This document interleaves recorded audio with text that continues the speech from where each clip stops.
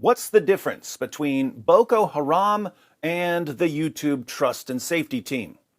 One is a group of fanatics who seek to impose their ideology on the rest of the world by any means necessary. The other is Boko Haram. As of this moment, I am allowed to report the most recent attack by Boko Haram. And if I wanted to say that the attack had nothing to do with the religion of peace, I would be allowed to say that. I wouldn't say that because it's not true. But I would be allowed to lie on YouTube as long as the lie protects Islam from criticism.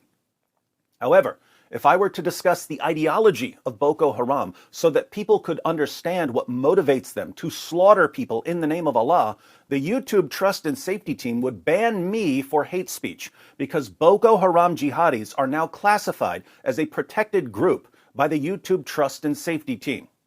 So, I'll just read the news. The Guardian reports. At least 110 people have been killed in an attack on a village in northeast Nigeria blamed on the Boko Haram jihadist group, according to the UN humanitarian coordinator in the country. And YouTube protects the killers. Maybe they should change the name of the platform to TerrorTube. At least 110 civilians were ruthlessly killed and many others were wounded in this attack, Edward Collins said in a statement after initial tolls indicated 43 and then at least 70 dead from the massacre on Saturday by suspected Boko Haram fighters. I'm still seeing different death tolls from different news sources. All that I can say with certainty is that a lot of people were killed. The incident is the most violent direct attack against innocent civilians this year, Collins said, adding, I call for the perpetrators of this heinous and senseless act to be brought to justice. The attack took place in the village of Koshobi near the main city of Maiduguri, with assailants targeting farmers on rice fields. Maiduguri is called the birthplace of Boko Haram because that's where the movement started.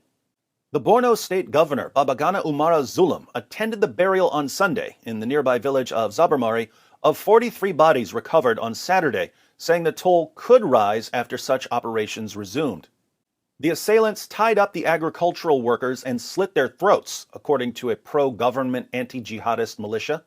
The victims were among laborers from Sokoto State in northwest Nigeria, about 1,000 kilometers, 600 miles away, who had traveled to the northeast to find work, it said.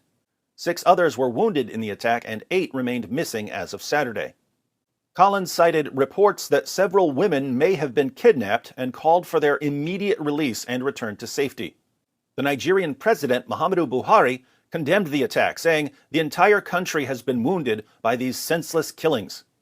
The attack took place as voters went to the polls in long-delayed local elections in Borno State. The polls had been repeatedly postponed because of an increase in attacks by Boko Haram and a rival dissident faction, ISWAP. That's Islamic State West Africa Province.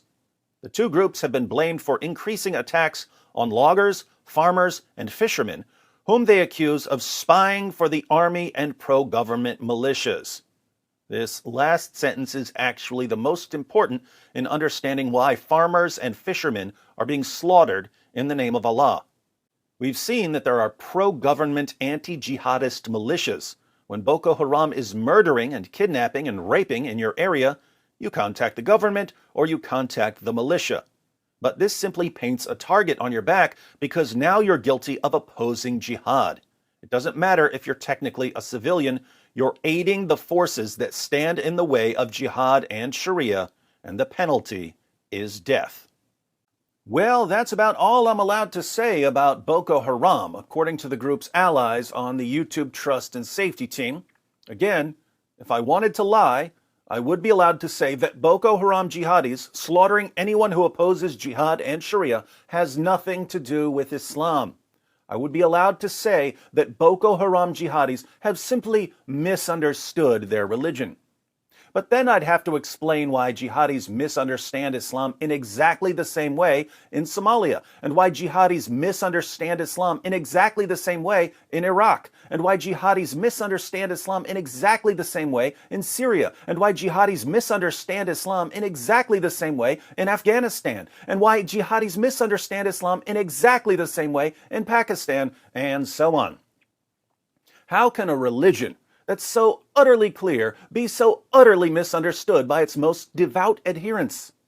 The answer to that question would be labeled hate speech, because according to the YouTube Trust and Safety Team, Black Lives Matter, but not nearly as much as shielding Islam from criticism.